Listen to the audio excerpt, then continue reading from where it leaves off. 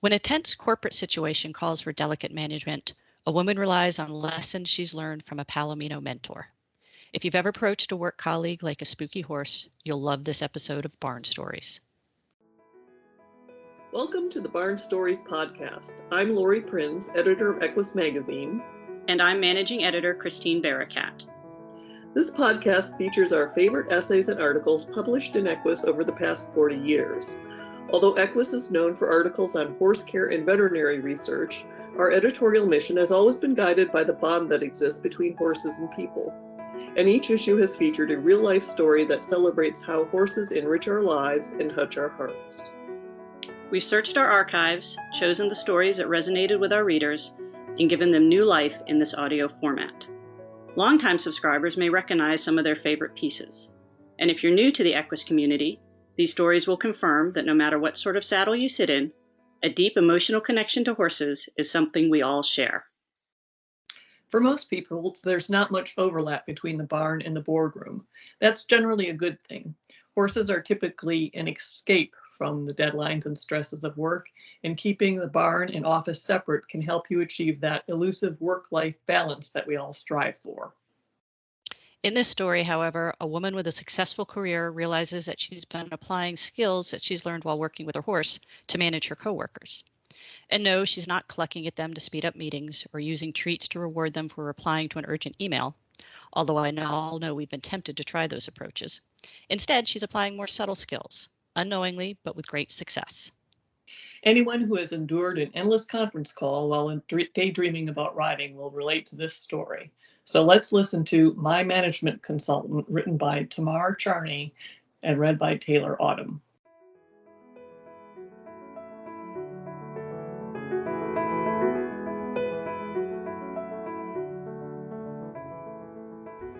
I felt a little guilty leaving for the barn after only 8.5 hours at work.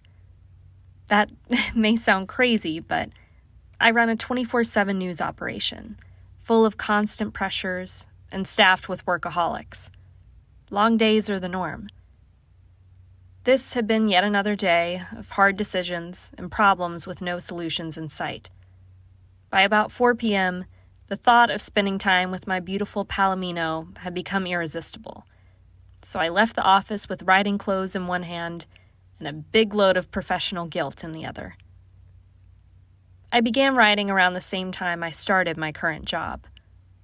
Horses were my midlife crisis, the thing I'd always wanted to do. I had been that horse-obsessed kid with her nose in the Black Stallion novels, who dreamed of riding but never really got to do it. In my 40s, it finally dawned on me that if I really wanted to, I could just go ride. So I signed up for lessons, leased a few horses, and then bought one of my own. Lady was a 9-year-old trail horse with loads of unrealized potential. She clearly was bored of her job of hauling park visitors around the same wooded trail day after day. She walked slower and slower on each ride until they stopped sending her out. But she had a beautiful forward, lofty trot that I fell in love with. She also had a lot of funny quirks and fears. Drop something on the ground and there'd be a barrage of snorts. Cross ties, indoor arenas, and having her back hooves picked were all scary things for her. We worked through the fears, we worked on bends, and we spent hours with trot poles. This winter we even did a practice test in a dressage clinic. It was rewarding to watch my mare progress, especially on days where I wasn't getting anywhere at work. When I got to the barn that day after sneaking out, I tacked Lady up, then checked my email before I got on, just to make sure nothing was imploding back at the office. Boehringer Ingelheim's equine health's focus and passion is to improve the lives of horses. It's through heart-led science that we've developed the most advanced treatments in equine health. We have pioneered advancements in equine asthma, gastric health, PPID, vaccines, joint health, parasite control, and more. For details, visit www.bi-vetmedica.com. What I found wasn't another problem, but a thank you note from a colleague. You have great patience and tact. More than me. I'm in awe. Earlier that day, we'd spoken by phone during a series of meetings about a project. I hadn't given the call another thought.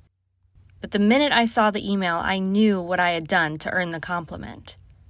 I'd simply applied to my job the skills I'd learned at the barn. I had been in a meeting where one of the participants became the human version of the horse who was suddenly afraid of the spot of sunlight he'd previously walked through, or who forgets the cue you worked for weeks to teach him. The call and the project were suddenly headed off course. Fear was in the air, and no one was sure where we were headed or why. I didn't get mad. I didn't lose patience. I just went back to square one and refocused the group, revisiting what we were doing and why, rewarding any small steps that got us moving back to where we needed to be. I'd done it all without thinking. It seemed like nothing to me, but not to my colleague. And then I realized that before Lady, I would have gotten mad.